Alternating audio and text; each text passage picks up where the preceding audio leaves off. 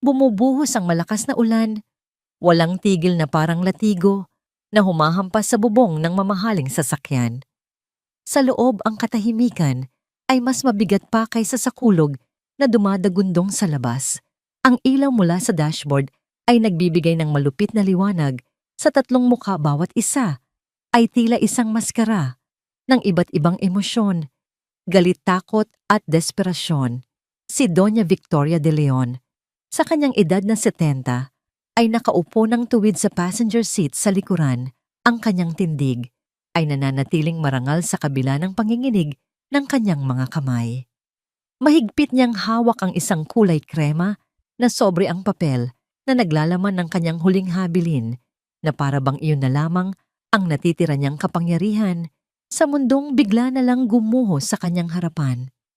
Ang kanyang mga mata na dati puno ng awtoridad ay ngayon ay may bahid ng pagkalito at sakit.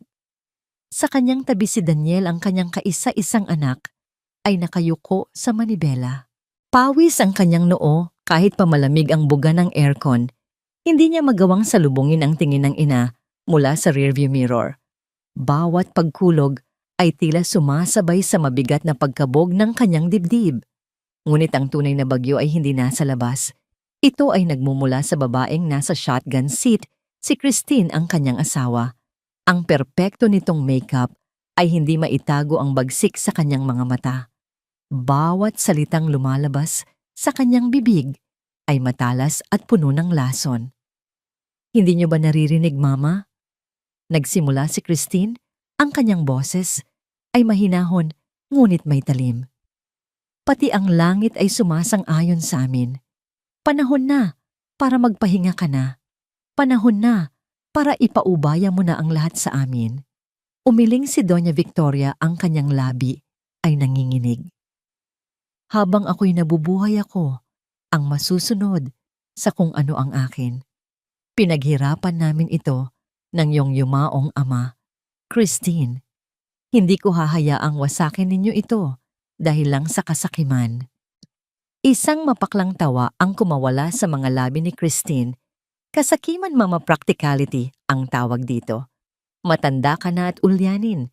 Nakita mo na ang ginawa mo sa huling kontrata. Muntik nang malugi ang kumpanya dahil sa'yo. Isa ka ng pabigat. Christine! Saway ni Daniel, ngunit ang kanyang boses ay mahina, walang bigat. Huwag mo akong pigilan, Daniel. Sigaw ni Christine sabay harap sa asawa. Pagod na akong magpanggap. Pagod na akong maging mabait na manugang habang unti-unti niyang sinisira ang kinabukasan ng mga anak natin. At ikaw, binalingan niyang muli si Doña Victoria, ang kanyang mga mata ay nag-aapoy. Iyang papel na hawak mo, iyan ang patunay ng katigasan ng ulo mo. Ibibigay mo pa ang kalahati ng yaman sa charity. Para saan? Para maging santa-santita ka sa mata ng ibang tao habang naghihirap ang sarili mong pamilya. Wala kang pakialam sa pamilya, pera lang ang habol mo. Ganti ni Doña Victoria, tumaas na rin ang boses. Mula pa nung una, alam kong pera lang ang dahilan kung bakit mo pinakasalan ng anak ko. Wala kang utang na loob. Pinalamon kita. Binihisan, itinuring na tunay na anak. Ang mga salita ni Victoria ay tila nagpaalab palalo sa galit ni Christine.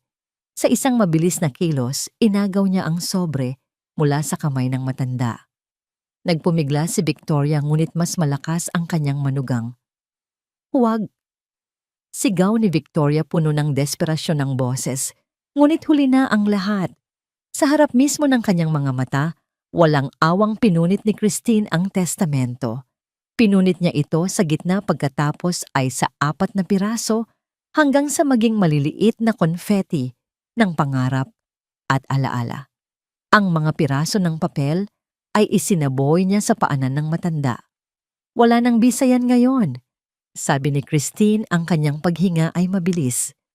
Kung ayaw mong ibigay ng maayos, kukunin namin sa paraang hindi mo magugustuhan. Noon, napagtanto ni Doña Victoria ang buong katotohanan. Ang biyahe na ito na sinabi nilang para sa isang sorpresang bakasyon sa isang resort sa Batangas ay isang patibong.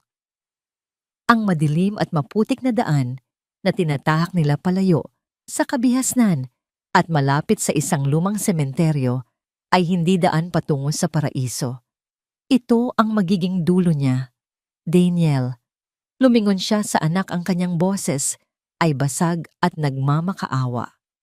Anak, huwag mong hayaan ito. Ako ang ina mo.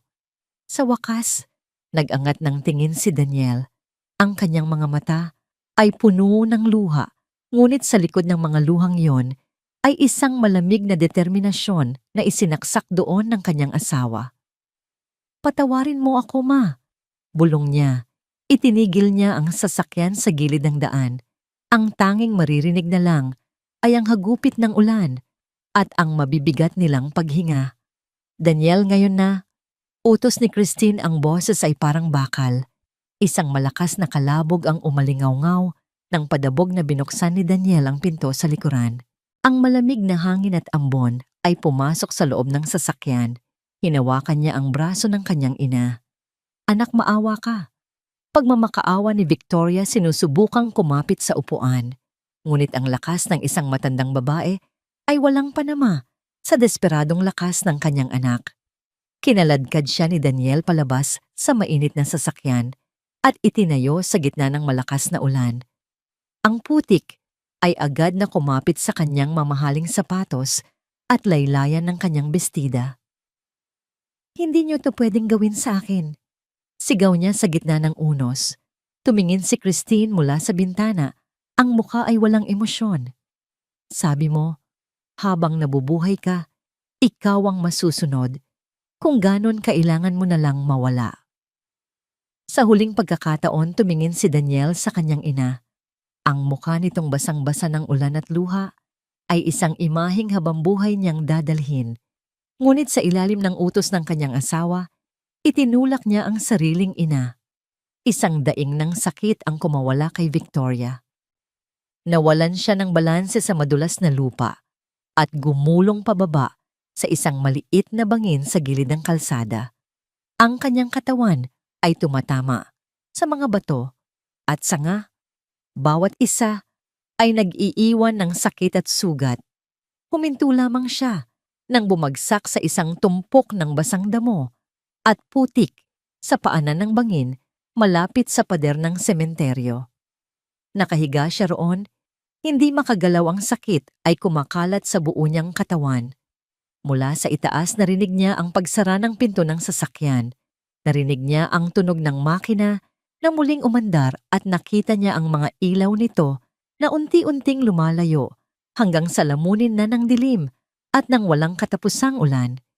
Iniwan siyang mag-isa sa gitna ng bagyo, sa tabi ng mga patay. Ang sakit ng kanyang mga sugat ay walang-wala kumpara sa sakit ng pagkakanulo na dumudurog sa kanyang puso. Kinabukasan, humupa na ang bagyo. Ang natira na lamang ay ang ambon na bumabalot sa buong paligid na parang isang manipis na belo. Ang sementeryo ng San Gabriel ay tahimik, ang hangin ay malamig at amoy lupa. Dahan-dahang naglalakad sa pagitan ng mga puntod ang dalawang batang lalaki. Sina Kai at Leo, 10 taong gulang na kambal, ay may dalang maliliit na pumpon ng mga ligaw na bulaklak na pinitas nila sa daan. Ang kanilang mga paa ay nakatapak, sanay na sa lamig ng lupa tuwing umaga. Walang nagsasalita sa kanila. Iyon ang kanilang ritual tuwing bibisitahin ang puntod ng kanilang ina. Ang katahimikan ay ang kanilang paraan ng pagbibigay galang, isang lengguwaheng sila lang ang nakakaintindi. Nakarating sila sa isang simpleng puntod na may krus na gawa sa kahoy. Maingat nilang inilapag ang mga bulaklak. Si Kai, ang mas malakas ang loob, ang nagpunas ng mga basang dahon sa lapida. Si Leo, ang mas tahimik, ang nagsindi ng maliit na kandila. Sabay silang nagdasal, isang maikling panalangin na itinuro ng kanilang Lola Remedios. Nang matapos, tumayo na sila para umuwi. Ngunit bago pa sila makahakbang, biglang huminto si Leo. Itinagilid niya ang kanyang ulo, ang kanyang noo ay nakakunot na para bang may naririnig siyang kakaiba. Ano yun, Leo? Tanong ni Kai. Hindi sumagot si Leo. Itinaas niya lang ang kanyang kamay, senyas na patahimikin ang kapatid. Tumahimik si Kai at pinakinggan ang paligid. Sa una, ang maririnig lang ay ang huni ng mga ibon at ang lagaslas ng mga dahon na tinatangay ng hangin. Ngunit pagkatapos ng ilang sandali, narinig din niya ito. Isang mahinang ungol. Halos hindi marinig, parang isang buntong hininga ng isang taong nahihirapan. Hindi ito galing sa loob ng sementeryo. Ang tunog ay nagmumula sa labas ng pader, sa paanan ng bangin, kung saan walang sino man ang naglalakas loob na pumunta. Nagkatinginan ang magkapatid, ang kanilang mga mata ay parehong nagtatanong. May takot ngunit mayroon ding kuryosidad. Tumingin sila sa direksyon ng tunog patungo sa bangin na nababalot pa rin ng hamog ng umaga. Hindi nila alam na ang mahinang tunog na yon ang babago sa kanilang buhay magpakailanman. Ang takot ay unang naramdaman ni Leo. Isang lamig na gumapang mula sa kanyang mga talampakan paakyat sa kanyang batok. Ang mga kwento ng matatanda sa kanilang lugar ay biglang umalingaw-ngaw sa kanyang isipan, mga kwento tungkol sa mga kaluluwang ligaw na hindi matahimik, mga multong naghahanap ng katarungan sa gilid ng sementeryo. Ngunit ang ungol na kanilang narinig ay hindi tunog ng isang multo. Iyon ay tunog ng sakit, isang tunay at buhay na sakit. Si Kai, na laging mas matapang ang unang kumilos. Humakbang siya palapit sa dulo ng sementeryo, sinisilip ang bangin na natatakpan ng makakapal na damo at baging. May tao yata. Bulong niya, ang kanyang boses ay may halong kaba at pag-aalinlangan. Huwag, Kai. Pigil ni Leo, hinawakan ang laylayan ng damit ng kapatid. Baka mapahamak tayo, sabi ni Lola. Huwag tayong makikialam sa hindi natin kilala. Ngunit isa pang mahinang daing ang kanilang narinig, mas malapit na ngayon at mas desperado. Tila ito isang panawagan na hindi nila kayang talikuran. Nagkatinginan ang magkapatid. Sa mga mata ni Kai ay may determinasyon, sa mga mata ni Leo ay may pag-aalala, ngunit sa ilalim nito ay ang awa na itinuro sa kanila ng kanilang yumaong ina. Paano kung kailangan niya ng tulong? Tanong ni Kai. Paano kung katulad siya ni nanay nung mga huling araw niya? Ang pagbanggit sa kanilang ina ang nagpabago sa lahat. Nawala ang takot sa dibdib ni Leo at napalitan ito ng isang pamilyar na kirot. Naalala niya ang hirap ng kanyang ina, ang mga gabing hindi ito makahinga, at ang kanilang walang magawang panunood. Sige, sabi ni Leo, ang kanyang boses ay mas matatag na. Tingnan natin. Dahan-dahan silang bumaba sa madulas at maputik na bangin, kumakapit sa mga ugat ng puno at matitibay na damo para hindi mahulog. Ang amoy ng basang lupa at nabubulok na dahon ay tumatagos sa kanilang mga ilong. At doon sa ilalim, nakita nila siya. Si Doña Victoria ay halos hindi na makilala. Ang kanyang mamahaling damit ay puno ng putik at punit-punit. Ang kanyang kulay pilak na buhok ay nakakalat sa kanyang mukha, puno ng mga tuyong dahon. Nakahiga siyang nakabaluktot, nanginginig sa ginaw, ang kanyang mukha ay may mga galos at ang isang pisngi ay nagsisimula ng mamaga. Ang tanging palatandaan na siya'y buhay pa ay ang bahagyang pagtaas at pagbaba ng kanyang dibdib at ang singaw na lumalabas mula sa kanyang mga labi sa bawat hirap na paghinga. Natigilan ang dalawang bata. Hindi ito ang kanilang inaasahan. Ito ay mas malala. Para silang nakakita ng isang manikang porselana na basag at itinapon sa basurahan. Lumuhod si Kai sa tabi ng matanda. Aleon, tawag niya, ang kanyang boses ay nanginginig. Ayos lang po ba kayo? Dahan-dahang iminulat ni Victoria ang kanyang mga mata. Sa una, ang kanyang paningin ay malabo, ngunit unti-unti niyang naaninag ang dalawang mukha ng mga bata na nakatingin sa kanya. Wala siyang lakas para magsalita. Isang luha lamang ang gumulong mula sa gilid ng kanyang mata, humalo sa putik sa kanyang pisngi. Ang tingin na yun, isang tingin ng lubos na kawalan ng pag-asa, ang tumusok sa puso ng kambal. Sa sandaling iyon, ang lahat ng pag-aalinlangan ay nawala. Hindi na mahalaga kung sino siya o bakit siya naroroon. Ang mahalaga ay kailangan niyang mabuhay. Kailangan natin siyang dalhin kay Lola. Sabi ni Leo, ang kanyang isip ay gumagana na. Pero paano? Ang bigat niya. Sagot ni Kai, tinitingnan ang payat, ngunit buo pa ring katawan ng matanda. Sinubukan nilang buhatin siya. Si Kai sa bandang kilikili at si Leo sa mga binti. Sa unang subok, nadulas sila sa putik at halos mabitawan ang matanda. Isang mahinang ungol ng sakit ang kumawala kay Victoria. Dahan-dahan, sabi ni Leo. Sabay tayo. Sa bilang ng 3. 1, 2, 3. Gamit ang lahat ng kanilang lakas, nagawa nilang iangat si Victoria mula sa lupa. Ang bigat niya ay tila doble para sa kanilang maliliit na katawan. Bawat hakbang paakyat sa bangin ay isang pagsubok. Ang putik ay nagpapadulas sa kanilang mga hubad na paa. Ang kanilang mga braso ay agad nangangalay. Bawat ilang hakbang kailangan nilang huminto para maghabol ng hininga. Ang katawan ng matanda ay walang buhay na nakabitin sa pagitan nila, ang ulo nito ay nakalaylay. Ang daan pauwi na karaniwan ay 10 minuto lang nilang nilalakad ay parang tumagal ng 1 oras. Bawat taong nakakasalubong nila ay napapatingin puno ng pagtataka at paghuhusga. Ngunit walang sino man ang lumapit para mag-alok ng tulong. Ang magkapatid ay nagpatuloy lang, ang kanilang mga muka ay pawisan at determinadong makarating sa kanilang tahanan. Sa wakas, natanaw na nila ang kanilang maliit na bahay na gawa sa kahoy at yero.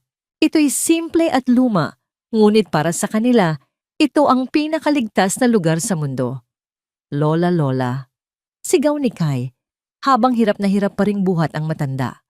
Bumukas ang pinto at lumabas si Lola Remedios, isang babaeng may kulubot na sa mukha, ngunit may mga matang matalas pa rin. Ang kanyang ekspresyon ng pag-aalala ay agad na napalitan ng pagkabigla nang makita ang dala ng kanyang mga apo. Diyos ko, anong nangyari dito? Napasinghap si Lola Remedios na patakip ng bibig. Sino yan? Hindi po namin alam, Lola. Nakita namin siya sa may sementeryo. Kailangan niya ng tulong. Paliwanag ni Kai, hingal na hingal. Ang pag-aalangan sa mukha ni Lola Remedios ay tumagal lamang ng 1 segundo. Ang kanyang pananampalataya at likas na kabutihan ay nanaig. Ipasok niyo siya, dali, ipasok niyo. Maingat nilang inihiga si Doña Victoria sa papag ang kaisa-isang higaan sa kanilang maliit na sala. Agad na kumilos si Lola Remedios. Kumuha siya ng isang palangganang may maligamgam na tubig at malinis na basahan. Habang hinuhubaran nila ang matanda ng maruruming damit, para palitan, nakita nila ang mga pasa na nagsisimula ng mangitim sa kanyang mga braso at tagiliran. Hindi ito simpleng pagkahulog, may nanakit sa kanya. Dahan-dahan at buong ingat na pinunasan ni Lola Remedios ang putik sa mukha at katawan ni Victoria. Ang kanyang mga kamay ay magaspang dahil sa taon ng pagtatrabaho, ngunit ang kanyang paghawak ay puno ng lambing at awa. Sa pagdampi ng maligamgam na tubig sa kanyang noo, nagsimulang magkamalay si Victoria. Ang kanyang mga mata ay bahagyang bumukas, ngunit ang kanyang isipan ay wala pa sa kasalukuyan. Nasa gitna pa rin siya ng bangungot ng nakaraang gabi. Daniel! Bulong niya, ang kanyang boses ay basag at halos hindi marinig. Bakit, anak? Bakit? Napatigil sa pagpupuna si Lola Remedios. Ang basahan sa kanyang kamay ay nanatiling nakalapat sa noo ng matanda. Tumingin siya sa mga pasa sa mamahaling relos na suot pa rin nito sa kabila ng lahat. At ngayon, sa pangalang binanggit nito na may kasamang tanong na puno ng sakit. Ang kanyang noo ay kumunot. Ang kanyang mga mata ay nanliit habang pinagdugtong-dugtong niya ang lahat. Hindi ito biktima ng isang ordinaryong pagnanakaw. Ang babaeng ito na mayaman at halatang galing sa mataas na lipunan ay hindi basta na lamang inatake.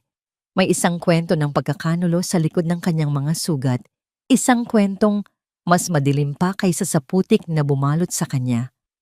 At sa hindi maipaliwanag na dahilan, ang kanyang mga apo ang nakatagpo sa kanya na naglagay sa kanilang munting pamilya sa gitna ng isang panganib na hindi pa nila lubos na nauunawaan. Habang nananatiling ligtas si Doña Victoria sa loob ng munting tahanan ni na Lola Remedios, sa kabilang panig ng bayan ay isang magarang mansyon ang nababalot ng huwad na pagdadalamhati. Ang mansyon ng mga De Leon ay nagliliwanag bawat kanto, ay malinis at amoy mamahaling pabango, ngunit sa loob nito ay nanahan ang isang madilim na sikreto. Si Daniel De Leon ay nakatayo sa harap ng malaking bintana, nakatingin sa malawak na garden na dati paboritong tambayan ng kanyang ina. Hawak niya ang isang baso ng alak, ang kanyang mga kamay ay bahagyang nanginginig. Bawat tunog ng telepono o pagbukas ng pinto ay nagpapakaba sa kanya. "Masyado kang halata, Daniel," malamig na sabi ni Christine habang dahan-dahang bumababa sa hagdanan. Nakasuot siya ng isang simpleng itim na damit. Ang kanyang mukha ay seryoso, ngunit walang bahid ang pagsisisi. "Ayusin mo ang mukha mo. Dadating na ang mga pulis para sa statement natin." "Christine, paano kung may nakakita? Paano kung buhay pa siya?" Mahinang tanong ni Daniel. Ang boses ay puno ng takot. Mabilis na lumapit si Christine at hinawakan ng mahigpit ang panga ng asawa. Wala siyang matatakbuhan sa gitna ng bagyo sa ganoong edad. At kahit mabuhay man siya, sino ang maniniwala sa isang matandang ulyanin? Tayo ang pamilya niya. Tayo ang may kontrol sa lahat ng papeles niya. Isipin mo ang kumpanya, Daniel. Isipin mo ang yaman na mapupunta sa atin sa halip na itapon lang niya sa charity. Bumukas ang pinto at pumasok ang isang opisyal ng pulisya. Agad na nagbago ang anyo ni Christine. Ang matigas na mukha ay biglang napalitan ng lungkot. Ang mga mata ay naging mapungay at tila anumang sandali ay luluha. "Officer, salamat sa pagdating niyo," sabi ni Christine. Ang boses ay nanginginig sa pag-aalala. "Wala pa rin po ba kayong balita kay Mama?" Sabi ko naman sa kanya, huwag siyang lalabas ng mag-isa dahil malala na ang kanyang pagiging makalimutin. Pero sadyang matigas ang ulo niya. Nagsimulang sumulat ang pulis sa kanyang notebook. "Sinuyod na namin ang mga ospital, ma'am. Wala pang report. Itutuloy namin ang paghahanap sa mga karatig bayan." Habang nagaganap ang huwad na eksenang ito, sa mansyon sa maliit na bahay ni na Lola Remedios, nagsisimulang magising ang katotohanan. Dahan-dahang iminulat ni Doña Victoria ang kanyang mga mata. Sa unang pagkakataon, mula nang siya ay iligtas ang kanyang paningin, ay malinaw na. Nakita niya ang mababang kisame na gawa sa yero at mga dingding na gawa sa pinagtagpi-tagping kahoy. Amoy kape at tuyong isda. Ang hangin, isang amoy na napakalayo sa kanyang kinagisnan. "Nasaan ako?" bulong niya. Agad na lumapit si Lola Remedios, dala ang isang mangkok ng mainit na lugaw. "Nasa ligtas kayong lugar, Ale. Ang mga apo ko ang nakakita sa inyo." Malapit sa sementeryo, napatingin si Victoria sa dalawang batang lalaki na nakasilip sa pintuan, sina Kai at Leo. Ang kanilang mga mukha ay puno ng inosenteng pag-aalala. Biglang bumalik ang alaala ng nakaraang gabi, ang ulan ng pagpunit sa testamento, at ang malamig na mga mata ng kanyang anak. "Ang anak ko." Nanginginig na, sabi ni Victoria. Ang kanyang mga kamay ay kumapit sa kumot na luma, ngunit malinis. Itinapon niya ako. Gusto nila akong mamatay. Nanlamig ang dugo ni Lola Remedios sa narinig. Bagamat may hinala na siya, ang kumpirmasyon mula mismo sa biktima ay nakakasindak. Bakit nila gagawin yon sa sarili nilang dugo? Dahil sa pera? Sagot ni Victoria, may pait sa bawat salita. Ayaw nilang mapunta sa iba ang kayamanan. Akala nila ay tapos na ang lahat. Huwag po kayong mag-alala, sabi ni Kai, biglang pumasok sa loob. Hindi po namin hahayaang mahanap nila kayo rito. Ngunit ang katahimikan ng kanilang taguan ay hindi magtatagal. Sa labas ng bahay isang anino, ang kanina pa, paligid-ligid.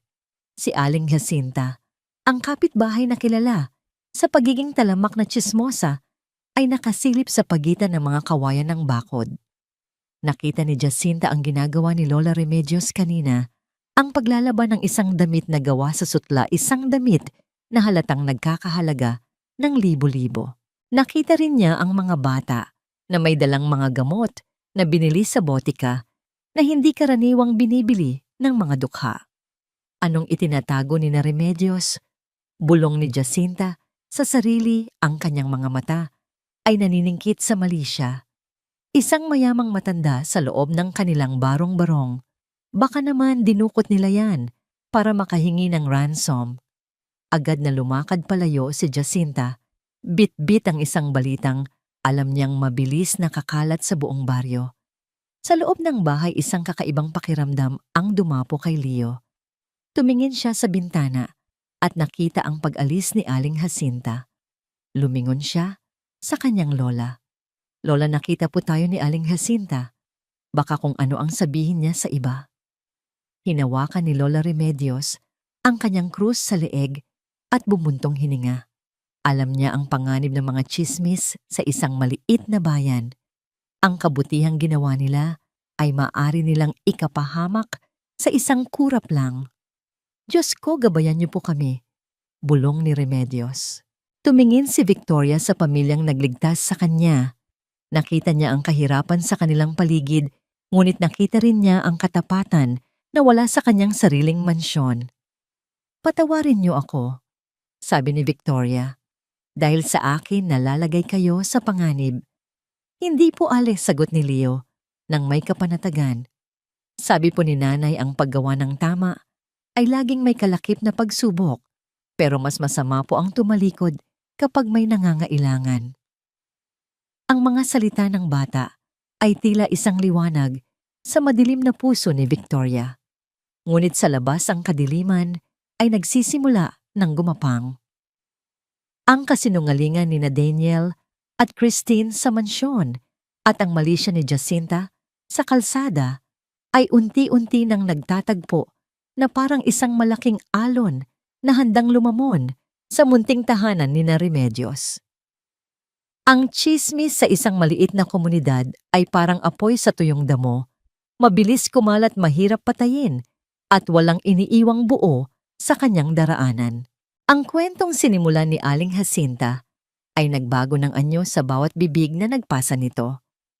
Mula sa simpleng hinala ito ay naging isang buong kwento ng pandurukot at pagtatago. Kinabukasan naramdaman agad ni na Lola Remedios ang pagbabago. Nang siya ay mamalengke ang dating tindera ng isda na laging nagbibigay sa kanya ng tawad ay biglang naging malamig ang pakikitungo. Ang kanyang mga mata ay puno ng pag-usisa at pagdududa. 1 kilo ng galunggong alingsela, sabi ni Remedios, sinubukang ngumiti gaya ng dati. Sakto ang bayad, Remedios. Maikling sagot ng tindera, hindi man lang siya tinitingnan sa mata. Sa daan pa uwi narinig ni Lola Remedios ang mga bulungan. Ang mga kapitbahay na dati bumabati sa kanya ay biglang tumatahimik o umiiwas ng tingin pagdaan niya. Ang mga salita ay hindi malinaw, ngunit ang mensahe ay malinaw na malinaw. May itinatago sila. Mayaman daw. Baka tinatakot nila. Ang pinakamasakit ay ang epekto nito sa kanyang mga apo. Hapon na nang umuwing umiiyak si Kai. Ang kanyang damit ay may kaunting dumi at ang kanyang mga kamao ay nakakuyom. Sa likod niya ay si Leo tahimik, ngunit baka sa mukha ang lungkot. Anong nangyari mga apo ko? Nag-aalalang tanong ni Lola Remedios. Tinukso po nila kami, Lola. Sumbong ni Kai, ang boses ay garalgal dahil sa pigil na galit. Sabi nila, magnanakaw daw tayo. Kidnapper daw. Itinulak ako ni Berto, kaya gumanti ako. Kay sinabi ko nang huwag kang papatol. Mahinang sabi ni Leo. Paano ako hindi papatol, Leo? Hahayaan ko na lang na laitin nila tayo. Sigaw ni Kai. Humarap siya sa kanyang lola. Lola, bakit kailangan nating tiisin to? Tumutulong lang naman tayo, di ba? Niyakap ni Lola Remedios ang dalawang bata. Masakit para sa kanya na makitang nasasaktan ng mga apo niya dahil sa isang bagay na dapat sana'y ikinararangal. Ang paggawa ng tama ay hindi laging madali, apo. Minsan, ito pa ang pinakamahirap. Sa loob ng silid nakaupo si Doña Victoria sa gilid ng papag nakikinig sa lahat. Bawat salita ng panunokso sa mga bata ay parang punyal na tumatarak sa kanyang puso. Ang kahihiyan na naramdaman niya noong siya'y itinapon ay walang-wala kumpara sa bigat ng pagkakasala na nararamdaman niya ngayon. Dahil sa kanya ang inosenteng pamilyang ito ay nagdurusa. Gabi na nang lumabas siya sa silid, nakita niya si Lola Remedios na nagdarasal sa harap ng maliit na altar. Dahan-dahan siyang lumapit. Remedios, pasensya na, basag ang boses ni Victoria. Kasalanan ko ang lahat ng ito. Aalis na lang ako. Hahanap ako ng ibang matutuluyan para hindi na kayo madamay. Umiling si Lola Remedios, hindi inaalis ang tingin sa imahen ng mahal na birhen. At saan ka pupunta sa daan, kung saan ka nila hahanapin at tatapusin ang kanilang sinimulan? Hindi. Nangako ako sa Diyos na aalagaan kita. Ang pagsubok na ito ay para sa ating lahat. Ngunit kinabukasan lalong lumala ang sitwasyon. May mga batong ibinato sa kanilang bubong na yero sa kalagitnaan ng gabi. Isang umaga nakita nilang sinulatan ng magnanakaw ang kanilang bakod na kawayan. Ang takot ay nagsimula ng maging pisikal. Hindi na nakatiis si Lola Remedios. Sa kanyang paglabas para mag-igib ng tubig, nakita niya si Aling Jacinta sa kanyang maliit na tindahan na papaligiran ng iba pang mga tsismosa at halatang sila ang pinag-uusapan. Sa halip na umiwas nilapitan sila ni Lola Remedios, ang kanyang paglakad ay marahan ngunit may bigat. Natahimik ang lahat nang makita siyang papalapit. Tumayo si Lola Remedios sa harap ni Jacinta. Hindi siya sumigaw. Ang kanyang boses ay kalmado, ngunit may diin na parang bakal. Jacinta, sabi niya, alam kong ikaw ang nagsimula ng lahat ng kwentong ito. Nagkunwaring nasaktan si Jacinta. Aba, anong sinasabi mo, Remedios? Nag-aalala lang naman ako para sa inyo. Baka mapahamak kayo sa ginagawa ninyo. Isang mapait na ngiti ang sumilay sa labi ni Remedios. May mga salitang mas masahol pa sa lason, Jacinta. At tandaan mo ang lason minsan bumabalik sa kung sino ang naghahasik. Tumingin siya sa mga babaeng nakapaligid. Lahat tayo dito ay mahirap. Lahat tayo ay may pinagdadaanan. Akala ko ba dapat tayong magtulungan? O mas masaya para sa inyo na makitang may isa sa ating bumabagsak? Walang nakasagot. Ang mga tingin na puno ng paghuhusga ay napalitan ng hiya. Maging si Jacinta ay hindi nakapagsalita, ang kanyang bibig ay bahagyang nakabukas sa pagkabigla. Tumalikod na si Lola Remedios at naglakad pa uwi dala-dala ang bigat ng kanilang sitwasyon. Ngunit may kaunting gaan sa dibdib dahil naipagtanggol niya ang kanilang dignidad. Ngunit ang lason ay nakakalat na. Ang kwento tungkol sa isang mayamang matandang bihag sa barong-barong ay umabot sa mga tenga ng isang trabahador sa pier na pamangkin ng hardinero ng isang kaibigan ng pamilya De Leon. Hindi nagtagal ang balita ay nakarating na rin sa mansyon. Nakatayo si Christine sa kanyang beranda, hawak ang telepono habang kausap ang kanyang impormante. Nang ibaba niya ang telepono, isang mabagal at malupit na ngiti ang gumuhit sa kanyang mga labi. Ang ngiting iyon ay mas nakakatakot pa kaysa sa kanyang mga sigaw. Daniel, tawag niya sa asawa na nasa loob. Lumabas si Daniel, ang mukha ay gusot pa rin sa pag-aalala. Bakit? Nahanap ko na siya. Sabi ni Christine, ang kanyang mga mata ay nagliliyab sa tagumpay at galit. Ang walang utang na loob na matanda. nagtatago sa isang pugad ng mga daga. Humarap siya sa asawa, ang kanyang muka ay determinadong determinado. Kung ayaw niyang bumalik ng maayos, pupuntahan ko siya. Ipapaalala ko sa kanya kung sino ang tunay niyang pamilya at ipapakita ko sa mga pulubing iyon kung ano ang mangyayari kapag kinalaban nila ang isang De Leon. Ang pagdating ni Christine sa kanilang lugar ay parang isang masamang panaginip na biglang nagkatotoo. Isang itim at kumikinang na SUV ang marahang pumasok sa makitid na eskinita. Ang mga gulong nito ay hirap na umiwas sa mga lubak at putik. Huminto ito sa tapat ng bahay ni na Lola Remedios at ang marangyang sasakyan ay tila isang alien na napadpad sa isang dayuhang planeta. Ang mga kapitbahay ay nagsilabasan sa kani-kanilang mga bintana.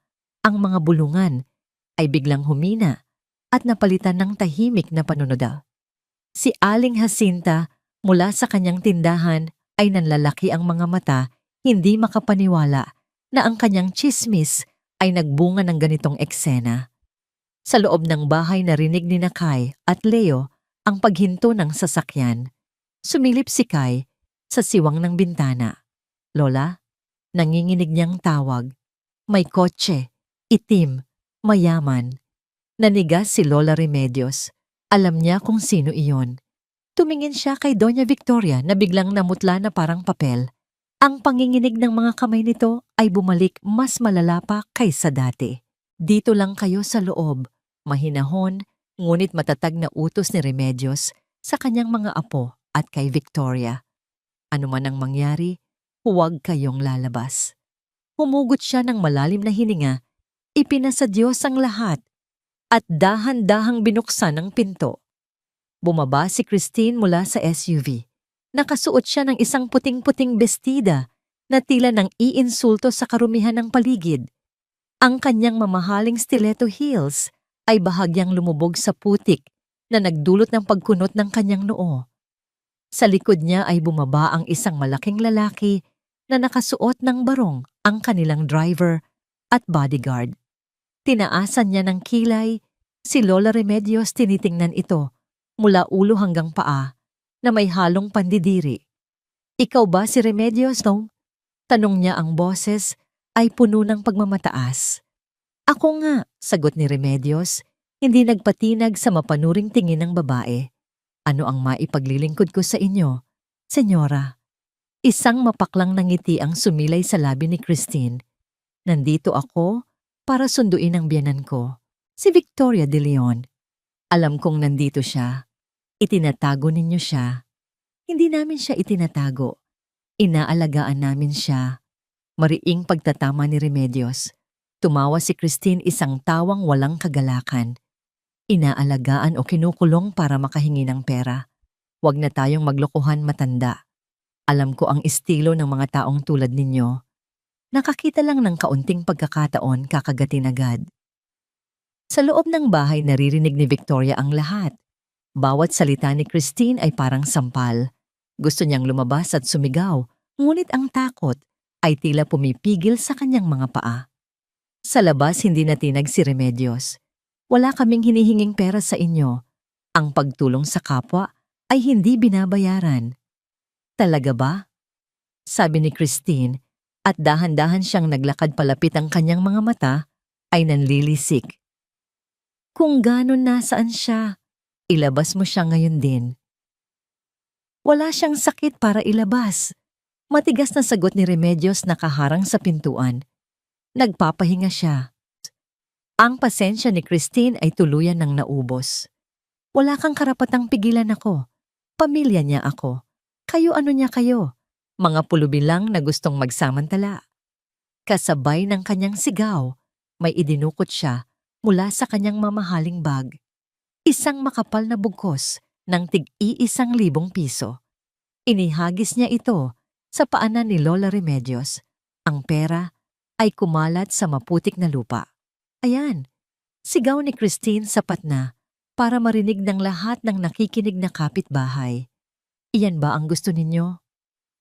Kunin ninyo yan at lumayo na kayo sa pamilya namin. Huwag na kayong magpapakita pa. Nakatitig lamang si Lola Remedios sa perang nakakalat sa lupa. Ang simbolo ng lahat ng kasakiman at kalupitan ng mundo. Ang perang naging dahilan kung bakit halos mamatay ang isang ina sa kamay ng sarili niyang mga anak.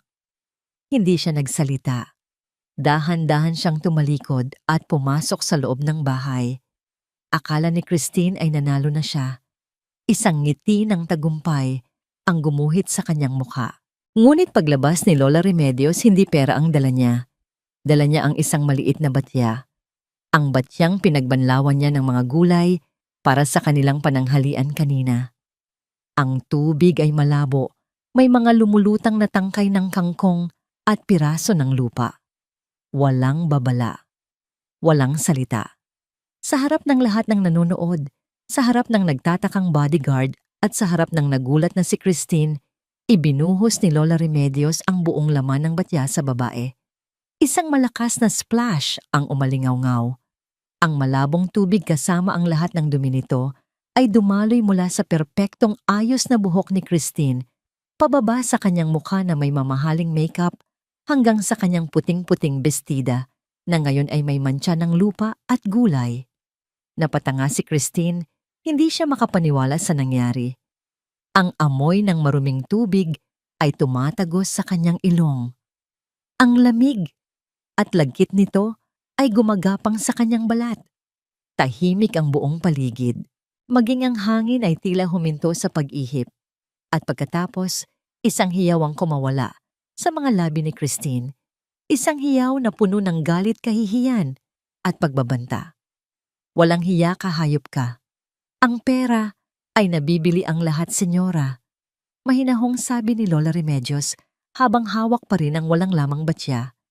Pero hindi nito kayang bilhin ang dignidad at lalong hindi nito kayang linisin ang kasamaang nasa puso mo. Nanginginig sa galit, itinuro ni Christine si Remedios. Hindi pa tayo tapos. Tandaan mo to. Pagsisisihan ninyo ang ginawa ninyong to, sisirain ko kayo. Lahat kayo. Mabilis siyang tumalikod at padabog na pumasok sa kanyang SUV. Ang bodyguard na nataranta rin ay sumunod agad. Mabilis na pinaandar ang sasakyan at humarurot paalis. Nag-iwan ng alikabok at amoy ng galit sa hangin. Naiwan si Lola Remedios na nakatayo roon, ang kanyang puso ay malakas na kumakabog, ngunit ang kanyang ulo ay taas noo. Sa likod niya dahan-dahang bumukas ang pinto. Lumabas si Doña Victoria kasama sina Kai at Leo. Nakita ni Victoria ang basang putik sa lupa kung saan siya ibinuhusan at ang perang nakakalat pa rin na parang basura. Tumingin siya kay Remedios, ang babaeng walang takot na ipinagtanggol siya. Sa mga mata ni Victoria, hindi na awa ang nakikita niya para sa sarili. Ito ay napalitan ng isang bagong damdamin, ang ningas ng paglaban. Pagkaalis ng marangyang SUV, ang eskinita ay binalot ng isang kakaibang katahimikan. Ang mga kapitbahay na kanina'y tahimik na nanonood ay nagsimula nang magbulungan, ngunit ngayon ang tono ay iba na. Ang dating paghuhusga ay napalitan ng paghanga at kaunting takot. Nakita nila ang tapang ni Lola Remedios. Nakita nila ang arogansya ni Christine. Ang panig ay nagsisimula ng maging malinaw. Ngunit sa loob ng munting bahay ang pakiramdam ay hindi tagumpay kundi pangamba. Isinara ni Lola Remedios ang pinto at sumandal dito, ang kanyang mga tuhod ay tila nanlalambot. Ang adrenaline mula sa komprontasyon ay unti-unting nawawala at ang naiiwan ay ang malamig na katotohanan ng banta ni Christine. Sisirain ko kayo, lahat kayo. Si Doña Victoria ay nakatayo sa gitna ng sala, nakatingin sa kawalan. Ang kanyang mukha ay isang maskara ng matinding kalungkutan at pagkakasala. Ang tapang na sandali niyang naramdaman ay nilamon ng isang malaking alon ng hiya. Ang babaeng nagtanggol sa kanya ay isang estranghero.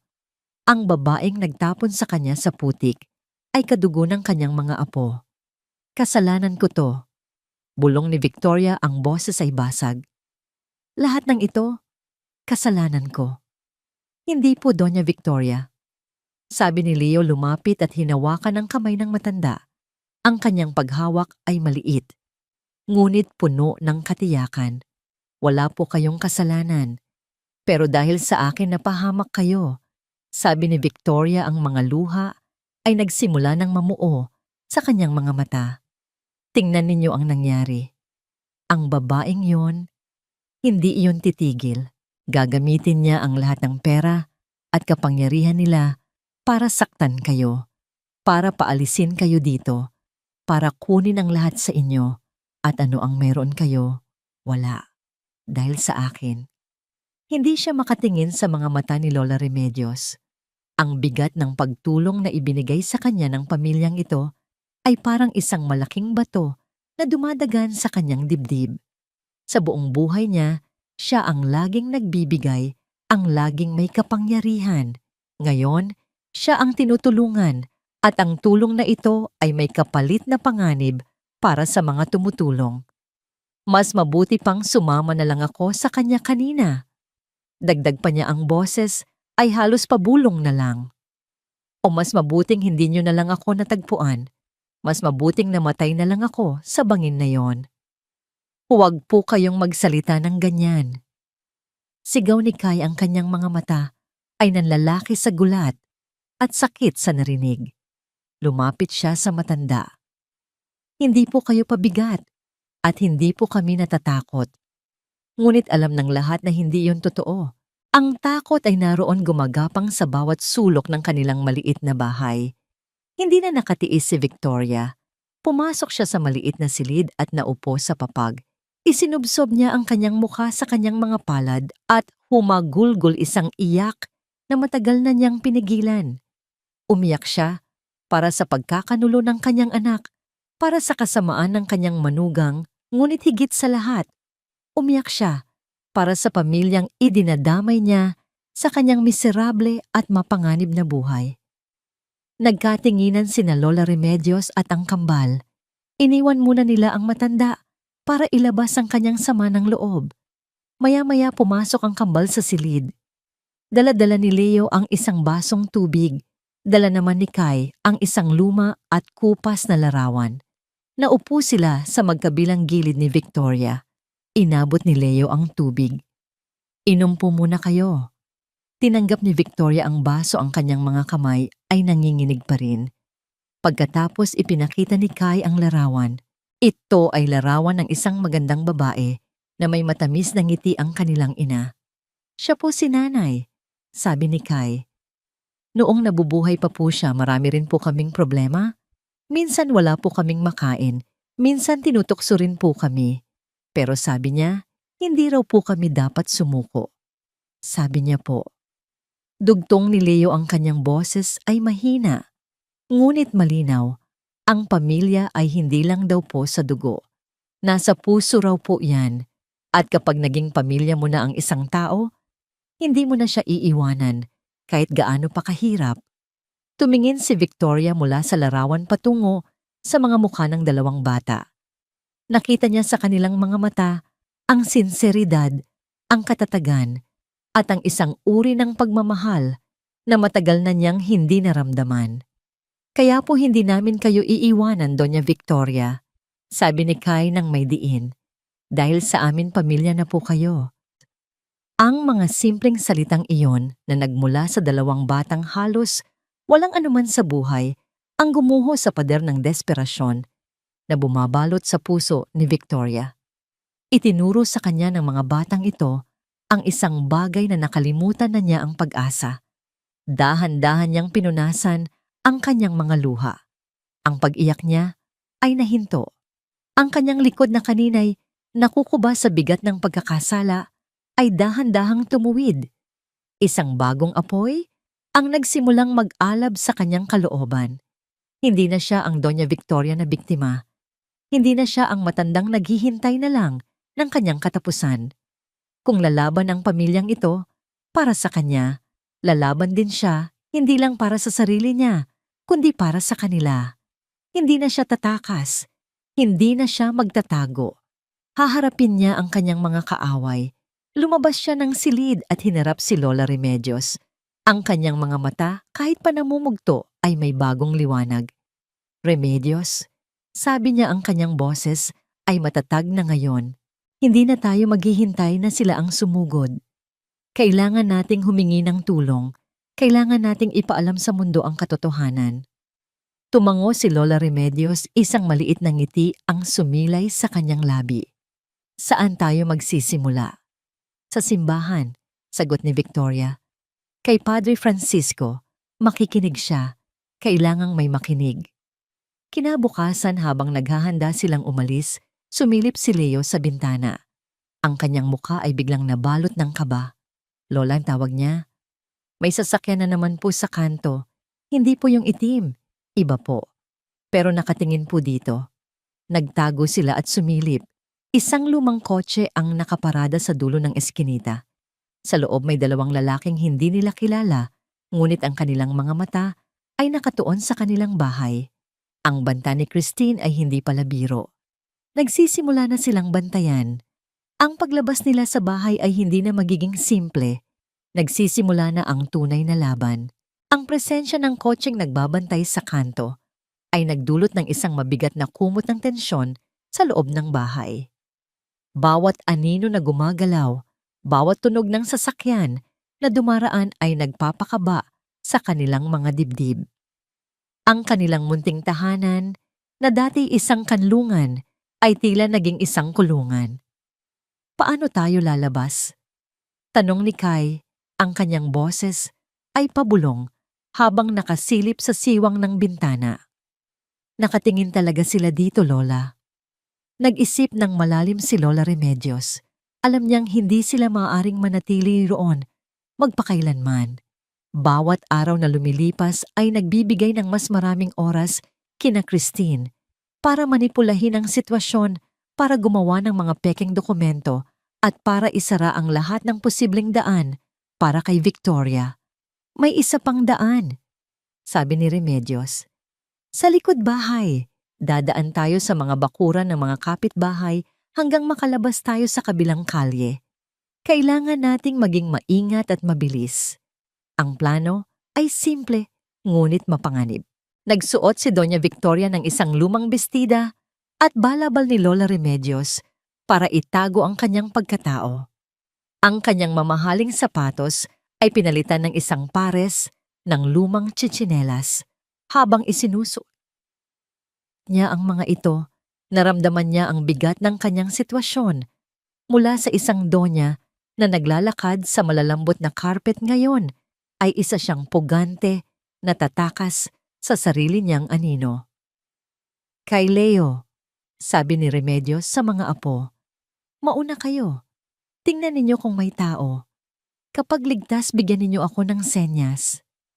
Tumango ang magkapatid, ang kanilang mga mukha ay seryoso. Ito ay hindi na laro. Ito ay totoong buhay. Isa-isa silang lumabas sa maliit na pintuan sa likod. Maingat silang naglakad sa makikitid na daanan sa pagitan ng mga bahay na parang mga anino sa sikat ng araw. Nagtago sila sa likod ng mga labahan at mga tangke ng tubig. Ang ilang kapitbahay ay nakakita sa kanila, ngunit walang nagsalita. Ang eksena kahapon, kasama si Christine ay nag-iwan ng malinaw na mensahe. May panganib na umiikot sa pamilya ni Remedios at mas mabuting huwag makialam. Nang makalabas sila sa kabilang kalye, sumakay sila sa isang tricycle na maghahatid sa kanila sa simbahan. Sa buong biyahe si Victoria ay nakayuko, ang kanyang puso ay malakas na kumakabog sa bawat sasakyang nakakasabay nila. Ang simbahan ng San Gabriel ay isang luma, ngunit matatag na gusali na gawa sa bato. Ang malaking pinto nito na gawa sa kahoy ay tila isang pangako ng santuwaryo.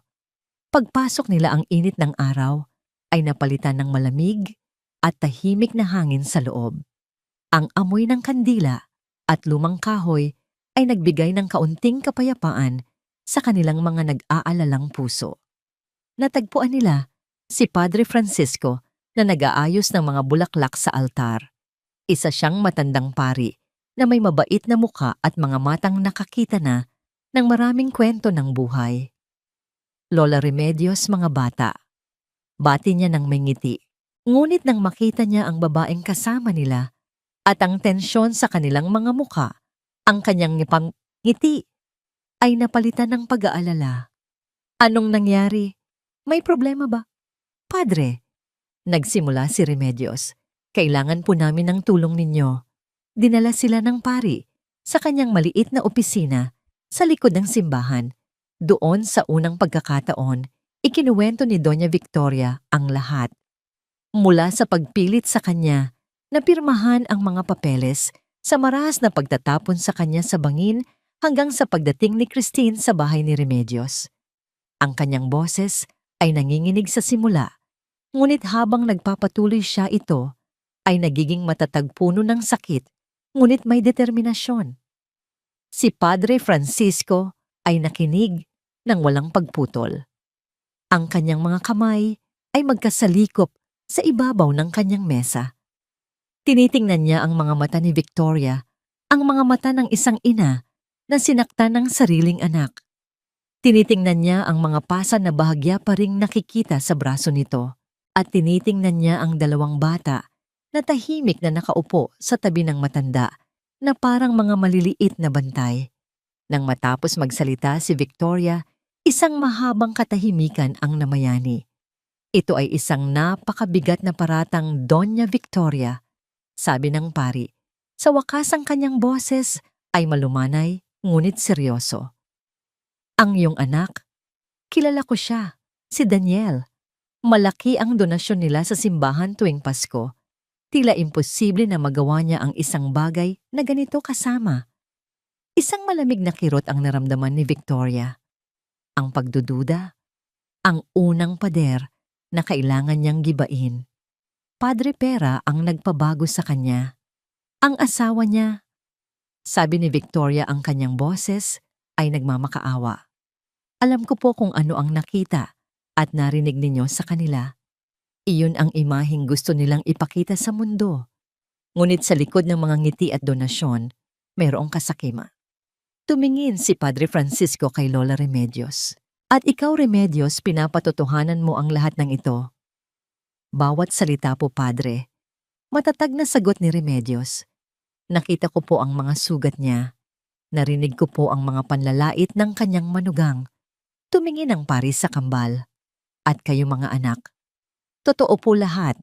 Sabi ni Kai, ang kanyang boses ay mas malakas kaysa sa inaasahan. Kami po ang nakakita sa kanya sa putikan. Muntik na po siyang mamatay. Ang sinseridad sa boses ng mga bata, ang katatagan sa paninindigan ni Remedios, at ang hilaw na sakit sa mga mata ni Victoria. Ang kombinasyong yon ang unti-unting nagtanggal sa pagdududa sa puso ni Padre Francisco. Nakita niya na hindi ito kwento ng isang matandang nalilito. Ito ay kwento ng isang malupit na katotohanan. Bumuntong hininga ang pari at tumayo. Lumakad siya patungo sa bintana. Ang hustisya ng tao ay komplikado at madalas ay pabor sa mayayaman at makapangyarihan. Hindi sapat ang salita laban sa salita. Kaya nga po kami lumapit sa inyo, Padre. Sabi ni Victoria. Wala na po kaming ibang malalapitan. Tumango si Padre Francisco. Mayroon akong isang kaibigan, sabi niya. Siya ang hepe ng pulisya dito sa ating bayan, si Chief Inspector Ramos. Isang taong matuwid minsan ay masyadong strikto pero may prinsipyo. Hindi siya nabibili ng pera. Kinuha niya ang telepono sa kanyang mesa at nagdial. Habang naghihintay na may sumagot, tumingin siya sa kanila. Pero kailangan ninyong malaman si Inspector Ramos ay naniniwala sa ebidensya, hindi sa sentimiento. Kailangan ninyong maging handa. Hello, Inspector Ramos. Sabi ng pari sa telepono. Si Father Francisco ito. Oo, mabuti naman ako. Mayroon lang sana akong ipapakilala sa'yo. Isang kaso na napakasilan. Sige, hihintayin ka namin. Ibinaba niya ang telepono. Papunta na siya rito. Sa paghihintay, ang katahimikan sa opisina ay halos nakakabingi. Alam nilang lahat na ang pagdating ng hepe ng pulisya ang magiging simula ng isang bagong yugto sa kanilang laban. Ngunit ang tanong ay nananatili. Maniniwala ba ang batas sa kwento ng isang matandang itinapon, isang matandang maralita, at dalawang batang musmos laban sa isang pamilyang mayaman respetado at kayang gawin ang lahat para pagtakpan ang kanilang kasalanan. Si Chief Inspector Arturo Ramos ay isang lalaking tila inukit mula sa bato. Ang kanyang mukha ay seryoso, ang kanyang mga mata ay matalas na parang agila, at ang kanyang tindig ay nagpapahiwatig ng awtoridad na hindi matitinag. Nang pumasok siya sa opisina ni Padre Francisco, dala niya ang bigat ng batas. Pinakinggan niya ang kwento ni Doña Victoria nang walang kaimik-imik. Ang kanyang mga mata ay hindi umaalis sa mukha ng matanda na para bang sinusuri ang bawat salita, bawat galaw, bawat kislap ng emosyon. Pagkatapos, kinausap niya si Lola Remedios at ang kambal. Isang napakabigat na akusasyon. Sabi ni Ramos sa wakas, ang kanyang boses ay malalim at walang bahid ng emosyon. Ang pamilya de Leon ay isa sa mga pinakarespetadong pamilya sa bayang ito. Kailangan ko ng higit pa sa salaysay ninyo. Pero totoo po ang lahat. Giit ni Victoria. Ang desperasyon ay gumagapang na naman sa kanyang boses. Ang katotohanan, Doña Victoria, ay kailangang patunayan. Sagot ni Ramos. Sa ngayon, ang opisyal na report ay missing person. Sinasabi ng anak ninyo na kayo ay may demensya at naligaw. Kung mananatili kayong nagtatago, pinapatunayan nyo lang ang sinasabi nila na kayo ay di umano'y kinidnap ng pamilyang ito para sa pera. Ano po ang dapat naming gawin? Tanong ni Lola Remedios. Tumingin si Ramos kay Victoria. Kailangan ninyong magpakita sa publiko. Kailangan ninyong patunayan sa lahat na hindi kayo bihag, na malinaw ang inyong pag-iisip at kusa kayong nananatili sa piling ni Remedios. Ito ang unang hakbang para sirain ang kanilang kasinungalingan. Ang mungkahi ay nagdulot ng takot kay Victoria. Ang magpakita sa publiko ay nangangahulugang harapin ang mga mapanuring mata ng mga tao at posibleng harapin mismo ang kanyang mga kaaway. Saan kami pupunta? Tanong niya. Isang lugar na maraming tao, isang lugar na neutral, sabi ni Ramos. Ang pampublikong palengke. Bukas ng umaga, maglalagay ako ng 2 pulis na nakasibilyan para magbantay sa inyo mula sa malayo. Pero ang laban, kailangan ninyong simulan. Kinabukasan ng araw ay sumikat ng may dalang kaba. Ang palengke ay abala, gaya ng dati, maingay, masikip at puno ng buhay. Ang amoy ng sariwang isda, mga gulay at nag-iinit na mantika ay naghahalo sa hangin para kina Lola Remedios, at sa kambal ito ay isang ordinaryong lugar. Ngunit para kay Doña Victoria, ito ay isang entablado para sa pinakamahalagang pagtatanghal ng kanyang buhay. Naglakad sila sa gitna ng mga tao. Si Victoria ay nasa pagitan ni Lola Remedios at ng kambal. Bawat tingin mula sa mga estranghero ay parang isang karayom.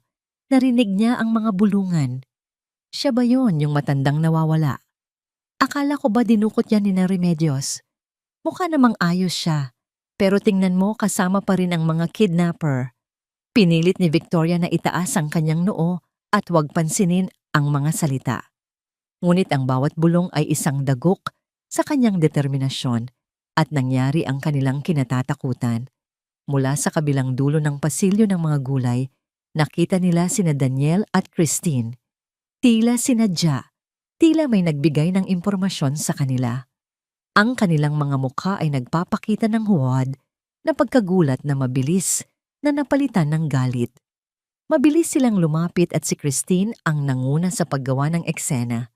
Mama, sigaw niya sapat na para makuha ang atensyon ng lahat sa paligid. Diyos ko, Mama, ligtas ka. Anong ginawa ng mga taong to sa'yo? Huwag kang mag-alala, nandito na kami para iligtas ka. Huminto ang lahat ng tao. Ang ingay ng palengke ay biglang napalitan ng isang mapanuring katahimikan. Lahat ng mata ay nakatuon sa kanila. Sinubukan ni Christine na hawakan ang braso ni Victoria, ngunit mabilis itong iniiwas ng matanda. Huwag mo akong hawakan, mariing sabi ni Victoria. Ang pagtanggi ni Victoria ay ginamit ni Christine para lalong palakasin ang kanyang drama. Humarap siya sa mga tao. Nakikita niyo ba ni Lason na nila ang isip ng ina ko? Tingnan ninyo, ang mga magnanakaw na ito. Itinuro niya si Lola Remedios. Ikaw matandang bruha, magkano ang hinihingi ninyo? Bitawan ninyo ang nanay ko. Wala kaming hinihingi. Sagot ni Lola Remedios, sinusubukang manatiling kalmado. Sinungaling. Sigaw ni Christine. Mga kidnapper, mga salot sa lipunan. Tama na, Christine. Pakiusap ni Daniel sa asawa, ngunit wala na itong pakialam. Ang mga tao ay nagsimulang magbulungan ng mas malakas na guguluhan kung sino ang paniniwalaan. Ang simpatsya ay nagsimulang mapunta kina Christine, ang mga nag-aalalang anak. Noon tumingin si Victoria sa mukha ni Daniel, ang kanyang kaisa-isang anak. Nakatayo lang ito roon, walang ginagawa, hinahayaan ng asawa nito na yurakan ang dignidad niya at ng mga taong nagligtas sa kanya. Nakita niya sa mga mata nito hindi ang pagmamahal ng isang anak, kundi ang takot ng isang duwag.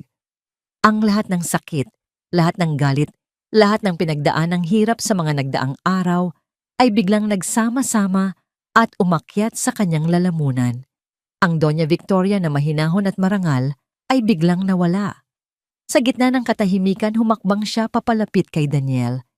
Tinitigan niya ito ng diretso sa mata. Ang kanyang mga mata ay nag-aapoy. At pagkatapos isang malakas at malutong na tunog ang umalingaw-ngaw sa buong palengke. Ang sampal. Isang malakas na sampal ang dumapo sa pisngi ni Daniel mula sa kamay ng sarili niyang ina. Napatanga ang lahat. Maging si Christine ay natigilan. Si Daniel ay napahawak sa kanyang namumulang pisngi, ang kanyang mga mata ay nanlalaki sa hindi makapaniwalang sakit at kahihiyan. Maaring matanda na ako. Sabi ni Doña Victoria, ang kanyang boses ay hindi pa sigaw, ngunit matatag at puno ng kapangyarihan na tila yumanig sa buong lugar.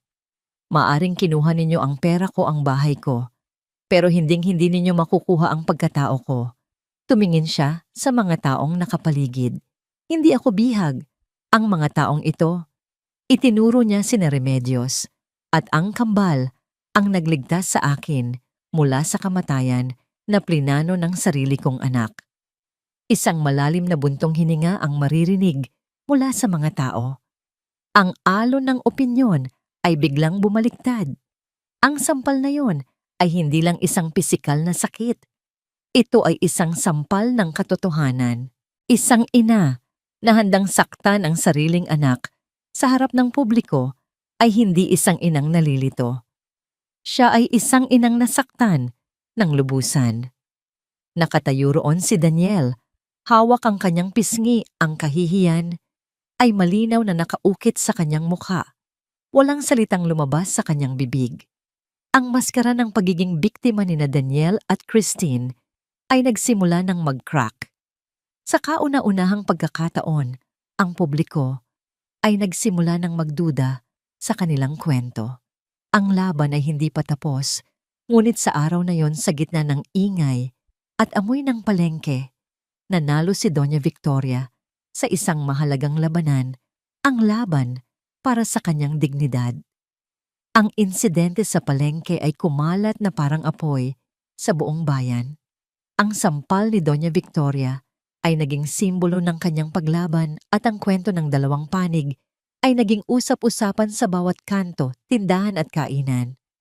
Dahil dito, napilitan si Chief Inspector Ramos na pabilisin ang investigasyon. Nagtakda siya ng isang formal na paghaharap sa istasyon ng pulisya. Ang silid komperensya sa istasyon ay maliit at nakakasakal. Ang hangin ay mabigat sa tensyon. Sa isang panig ng mahabang mesa ay nakaupo sina Doña Victoria, Lola Remedios at ang kambal kasama si Padre Francisco bilang moral na suporta. Sa kabilang panig nakaupo sina Daniel at Christine kasama ang kanilang mamahaling abogado. Sa gitna sa dulo ng mesa nakaupo si Chief Inspector Ramos at isang social worker mula sa munisipyo. Nandito tayo ngayon para linawin ang mga pangyayari. Seryosong panimula ni Ramos. Mrs. De Leon, binalingan niya si Christine. Ayon sa inyo, ang inyong biyenan ay may malubhang demensya at kinuha ng pamilya Naging Remedios para hingan ng pera. Tama ba? Tama po, Inspector, sagot ni Christine. Ang kanyang boses ay kalmado at puno ng kumpiyansa. Naglabas ang kanyang abogado ng isang folder na puno ng mga dokumento. Narito po ang mga medical records mula sa aming family doctor na nagpapatunay sa kondisyon ni Mama. Paulit-ulit po siyang nagkakaroon ng mga episodes kung saan hindi niya nakikilala kahit ang sarili niyang anak. Inabot ng abogado ang mga papel kay Ramos na sinuri ito ng mabuti. Ang mga dokumento ay mukhang lehitimo at profesional. At ayon sa inyo, Doña Victoria, baling naman ni Ramos sa matanda. Ang sarili ninyong anak at manugang ang nagtangkang pumatay sa inyo sa pamamagitan ng pag-iwan sa inyo sa isang bangin sa gitna ng bagyo. Tama ba? Bawat salita ay totoo, Inspector. Matatag na sagot ni Victoria. Tumawa ng mapakla ang abogado ni na Christine. Your Honor? I mean, Inspector, with all due respect, iyon po ay isang napakabigat na akusasyon na walang kahit anong ebidensya. Salita ng isang matandang may napatunayan ng kondisyon sa pag-iisip laban sa salita ng kanyang mapagmahal na pamilya. Hindi ako baliw. Giit ni Victoria. Mama, please. Malungkot na sabi ni Daniel. Huwag mo nang pahirapan ang sarili mo. Umuwi na tayo. Magpagamot ka. Ang eksena ay perpektong ginagampanan ni na Daniel at Christine. Sila ang mga biktima, ang mga anak na nag-aalala. Si Victoria ang matandang nalilito at nagiging agresibo. Ang social worker ay nagsimulang magsulat ng mga nota. Ang kanyang mukha ay nagpapakita ng simpatiya para kina Daniel. Naramdaman ni Lola Remedios ang paglamig ng kanyang dugo. Ang hustisya ay tila dumudulas palayo sa kanilang mga kamay. Papeles laban sa salita, yaman laban sa kahirapan. Ang kanilang katotohanan ay tila isang kandilang unti-unting hinihipan ng malakas na hangin. Tumingin si Ramos sa kambal. At kayong dalawa, sinasabi ninyo na natagpuan ninyo si Doña Victoria sa paanan ng bangin basa at sugatan. May iba pa ba kayong nakita? Umiling si Kai. Wala na po. Siya lang po. Ang kumpiyansa sa mukha ni Christine ay lalong lumaki. Tumingin siya kay Victoria na may ngiting mapang-asar. Ngunit si Leo na kanina patahimik sa tabi ng kanyang lola ay biglang nagsalita. Ang kanyang boses ay mahina, ngunit sa katahimikan ng silid ito ay umaling-awngaw na parang isang kampana. May nakita pa po ako. Lahat ng mata ay napunta sa kanya. Maging si Kai ay nagulat. Ano iyon, anak? Malumanay na tanong ni Ramos. Dahan-dahang inilabas ni Leo ang kanyang kamay mula sa kanyang bulsa. Ibinuka niya ang kanyang palad.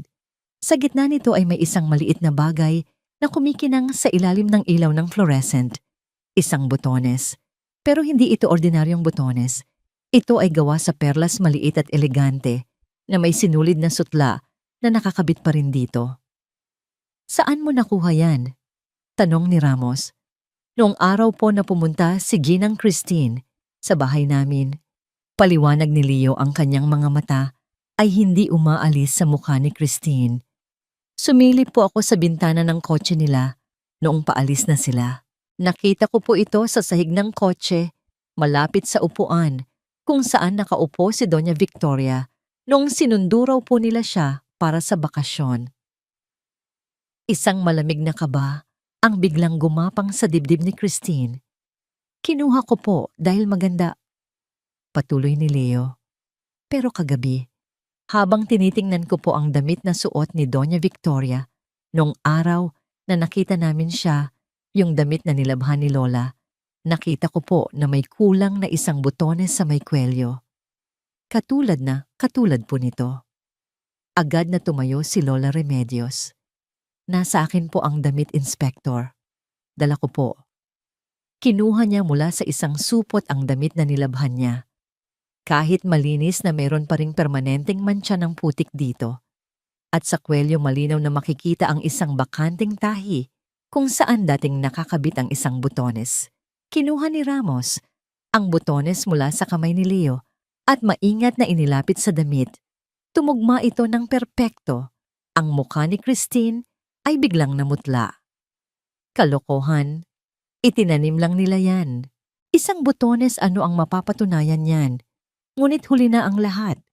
Ang maliit na botones na yon, ang unang bitak sa kanilang perpektong kasinungalingan. At ang bitak na yon ay sinundan ng isang malakas na lindol. Biglang bumukas ang pinto ng silid kumperensya. Pumasok ang isang pulis at may ibinulong kay Ramos. Tumango si Ramos at sinabing, "Papasukin mo siya." Pumasok ang isang payat na lalaki na nakasuot ng luma at maruming damit. Ang kanyang mukha ay puno ng takot. "Sino kang tanong ng abogado ni na Christine?" "Siya si Mang Cardo," sabi ni Ramos, isang mangingisda. Noong gabi ng bagyo nasiraan ang kanyang bangka at napilitan siyang magtago sa isang maliit na kubo malapit sa sementeryo. Naniga si Daniel sa kanyang upuan. "Mang Cardo," sabi ni Ramos, "maari mo bang sabihin sa amin kung ano ang nakita mo noong gabing iyon?" Nanginginig na tumingin si Mang Cardo kina Daniel at Christine, pagkatapos ay kay Victoria. "Pasensya na po," bulong niya. "Natakot po akong magsalita. Pero nakita ko po ang lahat." Huminga siya ng malalim. "Nakita ko po ang itim na kotse na huminto. Nakita ko po ang lalaking to." Itinuro niya si Daniel na kinaladkad ang matanda palabas sa ulan. "At nakita ko po ng malinaw na itinulak niya ang sarili niyang ina sa bangin." Katahimikan. Isang nakakabinging katahimikan ang bumalot sa silid. Ang botones, ang damit, ang saksi, ang 3 piraso ng ebidensya ay tila 3 pako na ipinukpok sa kabaong ng kanilang kasinungalingan. Tumingin si Ramos kay Daniel. Ang mukha ng hepe ay kalmado, ngunit ang kanyang mga mata ay parang apoy. "Mr. De Leon, mayroon ka pa bang gustong sabihin?" Hindi na nakayanan ni Daniel. Ang lahat ng bigat, takot at pagkakasala ay bumagsak sa kanya. Isinubsob niya ang kanyang mukha sa mesa at humagulgol na parang isang bata. "Patawarin niyo ko, ma. Patawad si Christine. Si Christine ang nag-utos sa akin, patawad." Ang pag-amin na yon ang huling tunog na kailangan marinig. Sinunggaling. Sigaw ni Christine tumayo at tinangkang sugurin ang asawa. Ngunit mabilis siyang napigilan ng pulis na nasa likod niya. "Duwag traidor!" Ang maskara ni Christine ay tuluyan ng bumagsak. Ang imahe ng isang mabait at nag-aalalang manugang ay nawala. At ang lumabas ay ang tunay niyang mukha, isang mukha na puno ng kasakiman, galit at kabiguan. Natapos na ang paghaharap. Ang katotohanan na sinubukan nilang ibaon sa putik at takpan ng pera ay sa wakas ay lumabas at sumikat na parang araw. Sa gitna ng kaguluhan si Doña Victoria ay nakaupo lang doon tahimik. Nakatingin siya kay Leo, ang batang tahimik na nagligtas sa kanya hindi lang minsan, kundi 2 beses. At sa kauna-unahang pagkakataon, sa loob ng maraming araw, isang tunay na ngiti ang sumilay sa kanyang mga labi. Ang balita tungkol sa pag-amin ni Daniel De Leon at sa pagbagsak ng kaso laban kina Lola Remedios ay mabilis na kumalat sa buong bayan. Ang pangalan ng mga De Leon, na dating simbolo ng yaman at respeto, ay naging simbolo ng pagkakanulo at kasakiman. Si Christine ay naharap sa kasong frustrated murder at perjury, habang si Daniel ay naging state witness laban sa sariling asawa kapalit ng mas magaan na sentensya. Ang kanilang mansyon ay nabalot ng kahihiyan at katahimikan. Ngunit ang tunay na kwento ay hindi nagtapos sa loob ng istasyon ng pulisya. Ito ay nagpatuloy sa munting komunidad kung saan nagsimula ang lahat. Lumipas ang ilang buwan. Ang buhay ay dahan-dahang bumabalik sa normal, ngunit hindi na ito katulad ng dati. Mas maliwanag na ngayon. Si Doña Victoria, sa tulong ng isang bagong abogado na inirekomenda ni Padre Francisco, ay muling nakuha ang kontrol sa lahat ng kanyang ari-arian. Ang unang ginawa niya ay bisitahin ang kanyang mansyon. Naglakad siya sa mga pasilyo nito na puno ng mamahaling gamit, at mga larawan ng isang pamilyang matagal nang wasak. Walang saya, walang init. Ang bahay ay malaki, ngunit walang laman.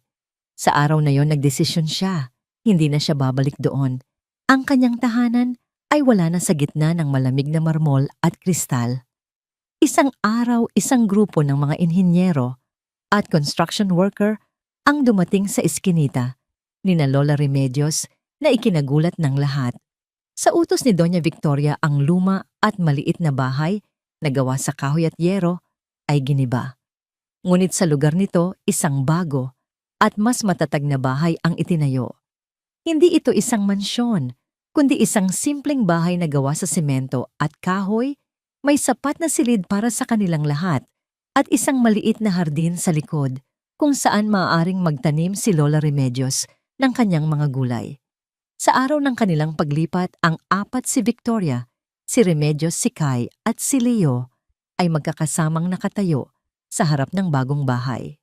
Ito ay simbolo ng kanilang bagong simula. Ito po ay sobra-sobra, Doña Victoria, sabi ni Lola Remedios. Ang kanyang mga mata ay nangingilid sa luha. Victoria na lang, Remedios, sabi ng matanda, isang tunay na ngiti ang nasa kanyang mga labi. At hindi ito sobra, kulang pa nga ito bilang kabayaran sa buhay na ibinalik ninyo sa akin. Hindi lang ang bahay ang kanyang ipinagawa. Ginamit ni Victoria ang malaking bahagi ng kanyang yaman para magtayo ng isang foundation sa bayan. Ang Fuerza Victoria Foundation ay nakatuon sa pagtulong sa mga inabandonang matatanda at mga batang ulila na nangangailangan ng suporta sa pag-aaral, isang direktang pagpupugay sa mga taong nagligtas sa kanya. Si Lola Remedios, sa kanyang katandaan, ang ginawa niyang isa sa mga board member upang siguraduhing ang tulong ay makakarating sa mga tunay na nangangailangan. Sina Kai at Leo ay nakabalik na sa pag-aaral, hindi na kailangang mag-alala tungkol sa kanilang baon o mga gamit sa eskwela. Ngunit ang pinakamalaking pagbabago ay hindi materyal. Ito ay nasa kanilang mga puso. Isang hapon, habang nagdidilig sila ng mga bagong tanim na halaman sa kanilang hardin, lumapit si Victoria sa kambal. Alam ninyo, sabi niya habang pinapanood ang paglubog ng araw. Sa buong buhay ko, ang akala ko ang mana na iiwan ko ay ang kumpanya, ang pera, ang mga ari-arian. Iyon ang laging habol ng anak ko. Iyon ang inakala kong pinakamahalaga. Huminto siya at tumingin sa dalawang bata. Ang kanyang mga mata ay puno ng pagmamahal na mas dalisay kaysa sa pagmamahal na naibigay niya sa sariling anak. Pero nagkamali ako. Patuloy niya. Ang tunay na mana ay hindi ang mga bagay na iniiwan mo para sa mga tao. Ito ay ang mga bagay na iniiwan mo sa loob ng mga tao. Hinawakan niya ang balikat ni Kai. Ang tapang mo na ipaglaban ang tama. Pagkatapos hinawakan niya ang pisngi ni Leo at ang talino mo na makita ang katotohanan sa gitna ng kasinungalingan. Tumingin siya sa kanilang dalawa. Ang kabutihan ng puso ninyo ang pananampalataya ng inyong lola. Iyan ang tunay na mana.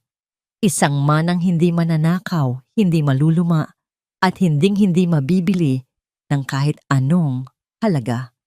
Lumapit si Lola Remedios, dala ang isang pitsel ng malamig na tubig. Naupo silang apat sa isang maliit na bangko, magkakasama habang ang langit ay nagiging kulay kahel. Ang kanilang mga anino ay humahaba sa lupa, magkakadugtong na parang iisang nilalang.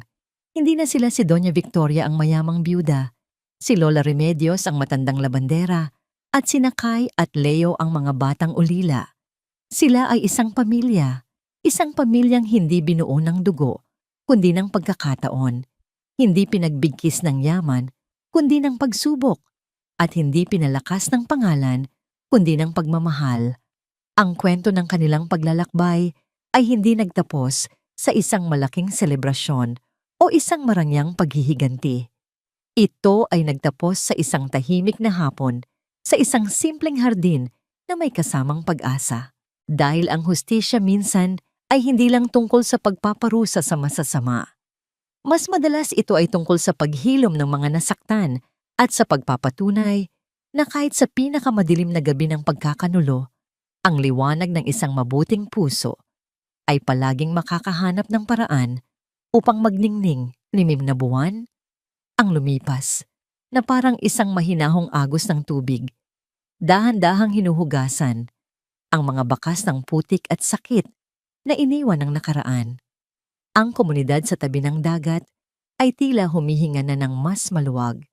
Ang bahay na ipinatayo ni Victoria ay naging isang maliwanag na simbolo ng pag-asa, isang patunay na kahit sa pinakamahirap na lupa, maaaring tumubo ang kabutihan. Ang araw na yon ay isang pagdiriwang. Ang FAIR sa Victoria Foundation ay nagsasagawa ng kauna-unahan nitong seremonya ng paggawad ng scholarship. Isang maliit na entablado ang itinayo sa plaza pinalamutian ng mga makukulay na banderitas. Ang hangin ay puno ng tugtugin at tawanan ng mga bata. Si Doña Victoria at Lola Remedios ay nakaupo sa harap na hilera, ang kanilang mga muka ay nagliliwanag sa pagmamalaki. At ngayon, anunsyo ng MC, tawagin natin ang ating mga unang iskolar. Unang tinawag ang pangalan ni Kai at Leo. Sa kanilang malinis at bagong plansang uniforme, umakyat sila sa entablado. Ang dating mga batang ulila na naglalakad ng nakayapak ay ngayon ay mga batang may pag-asa sa kanilang mga mata. Habang inaabot ni Victoria ang sertipiko sa kanila, niyakap siya ng kambal ng mahigpit. Isang palakpakan ang umalingaw-ngaw sa buong plaza. Sa gitna ng mga tao si Aling Jacinta, na ngayon ay isa sa mga pinakaaktibong voluntaryo ng foundation, ay masiglang namimigay ng merienda. Ang kanyang dating matalas na dila ay ngayon ay nagbibigay ng mga salita ng pag-encourage. Ito ang larawan ng isang komunidad na dahan-dahang naghihilom. Ito ang perpektong imahe ng kapayapaan na matagal nang hinahangad ni Victoria.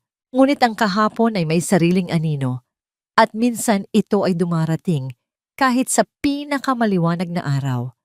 Sa kalagitnaan ng kasiyahan, isang kartero ang lumapit at nag-abot ng isang sobre kay Victoria. Hindi ito galing sa bangko o sa isang kliyente. Ang sulat kamay sa labas ay pamilyar, isang sulat kamay na matagal na niyang sinubukang kalimutan. Nagpaalam siya sandali at nagtungo sa isang tahimik na sulok sa likod ng entablado. Nanginginig ang kanyang mga kamay habang binubuksan niya ang sobre. Bawat salita sa loob ay tila isang multo mula sa nakaraan. Ina, kung nababasa ninyo ito, ibig sabihin ay nakalaya na ako. 6 na buwan. Sabi nila ay dahil sa magandang asal, pero alam kong dahil ito sa awa ng Diyos. Nasa isang malayong probinsya ako ngayon, nagtatrabaho bilang isang karpintero. Mahirap, malinis.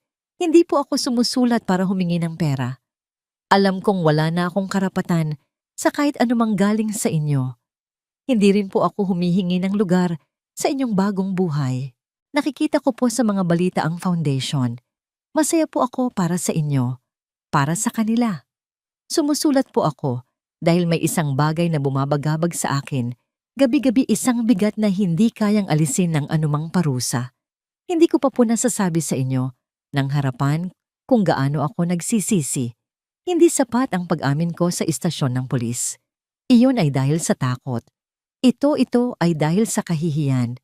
Hihiling po sana ako ng isang bagay, isang pagkakataon na makita kayo kahit sa huling pagkakataon na, para masabi ko ng personal ang salitang patawad. Pagkatapos nito, hindi na po ako muling magpapakita. Mangyaring isipin ninyo po, ang inyong anak Daniel isinara ni Victoria, ang liham, ang papel ay tila nag-aapoy sa kanyang mga kamay.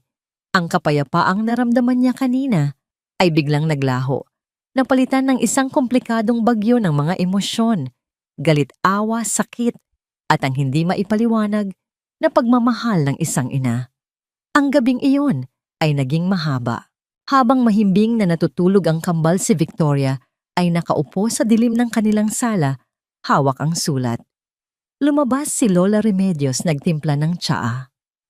Ang nakaraan ay parang isang lumang sugat, sabi ni Remedios, na para bang nababasa ang nasa isip ng kaibigan. Kahit maghilom minsan ay kumikirot pa rin kapag malamig ang panahon. Hindi ko alam ang gagawin Remedios o aminado ni Victoria. Isang bahagi sa akin ay gustong punitin ang sulat na ito at kalimutan na nag-exist siya. Ngunit may isa pang bahagi, ang bahagi ng isang ina na hindi matahimik. Sundin mo kung ano ang magbibigay sa iyo ng kapayapaan, Victoria. Hindi kung ano ang sasabihin ng iba, hindi kung ano ang tingin nilang tama, kundi kung ano ang magpapatahimik sa puso mo. Kinaumagahan na laman ng kambal ang tungkol sa sulat. Agad na nag-apoy ang galit ni Kai.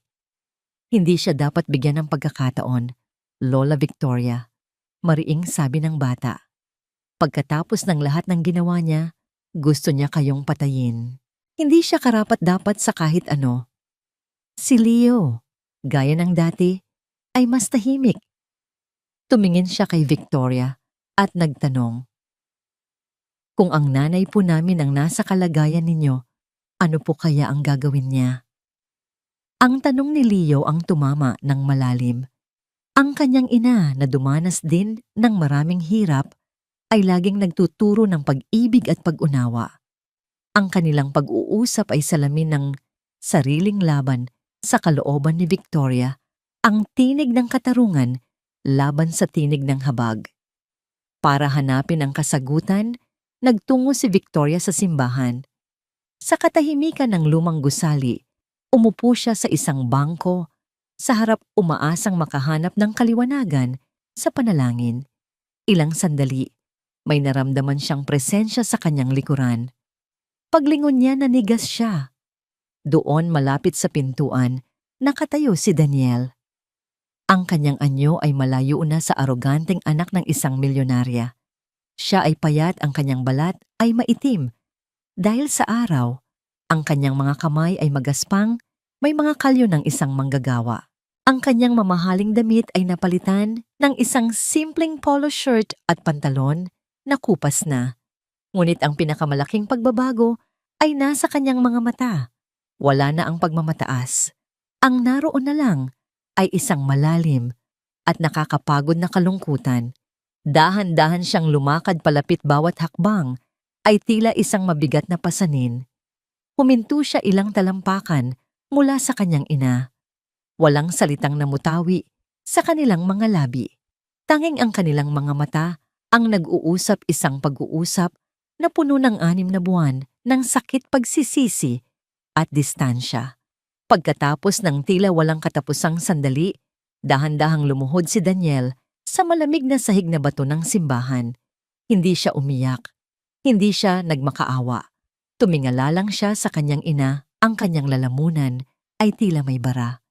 Sa wakas nagsalita siya, ang kanyang boses ay garalgal at halos hindi marinig sa kabanalan ng lugar.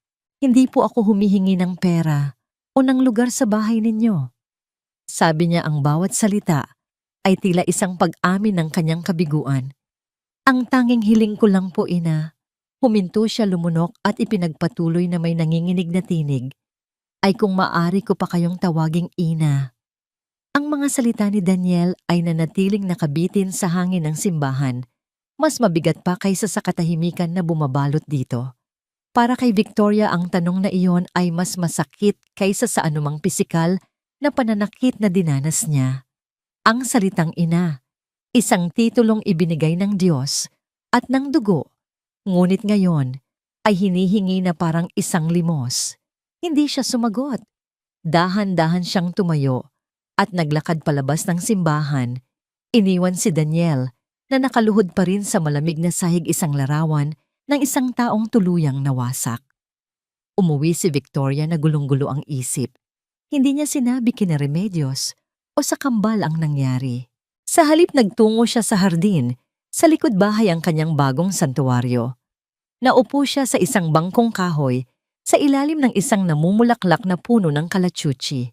Pinagmasdan niya ang mga bulaklak na dahan-dahang nalalagas sa lupa, isang paalala na lahat ng bagay, maging ang pinakamagaganda, ay may katapusan.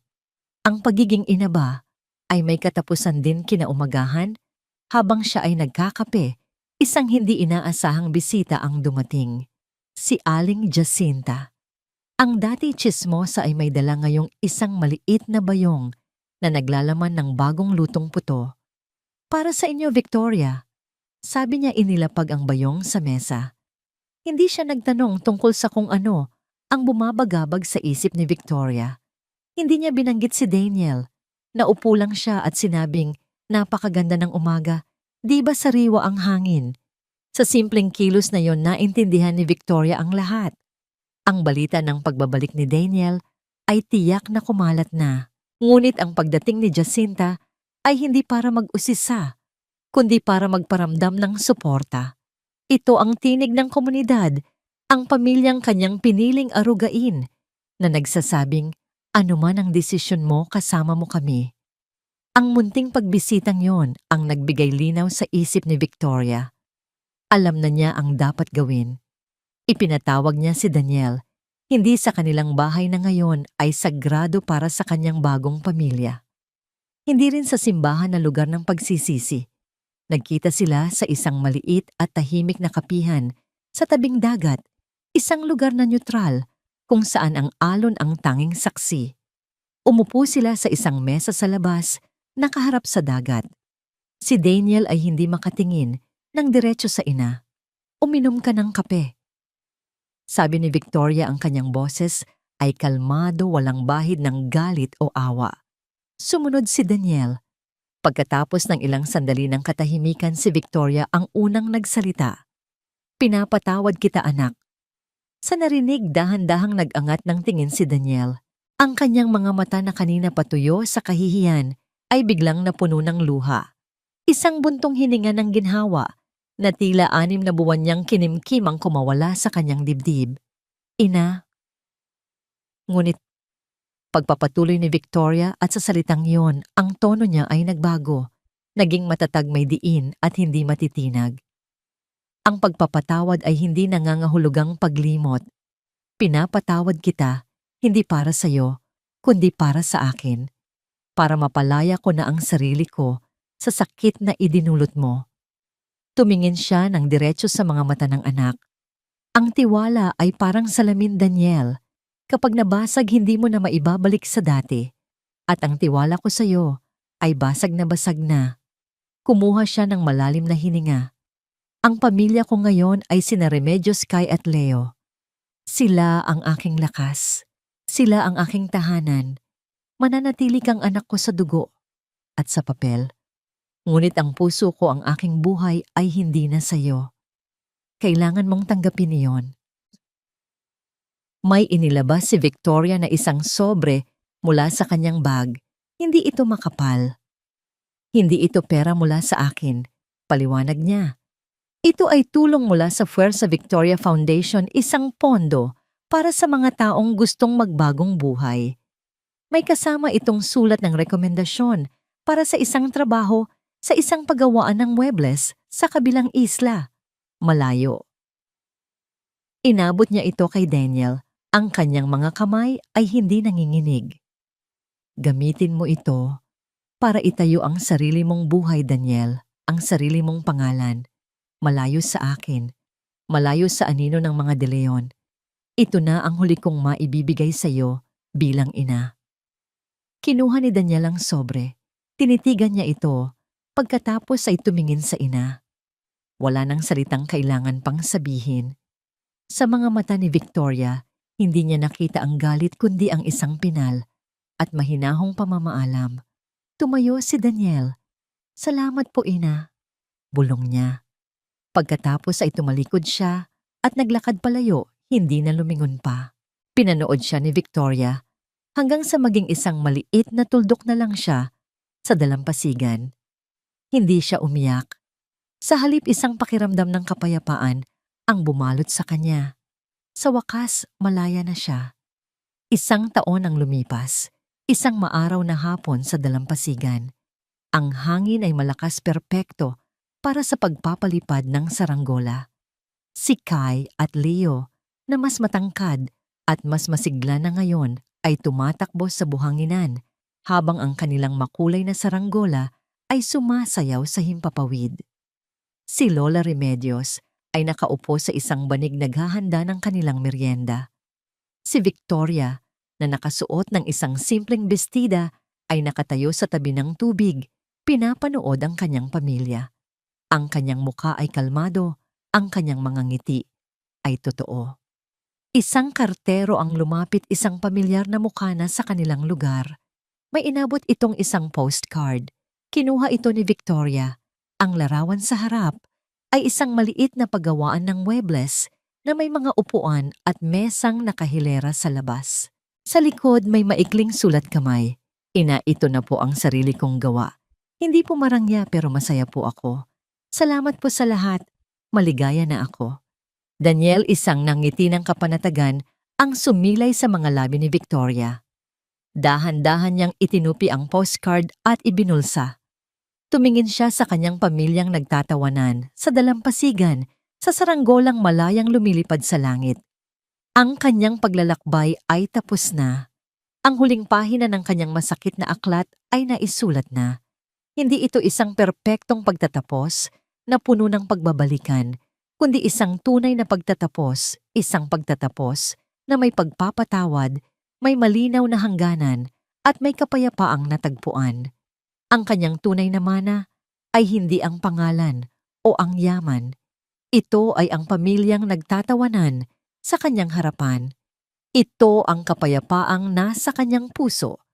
At habang papalubog ang araw, alam niyang sapat na yon, higit pa sa sapat.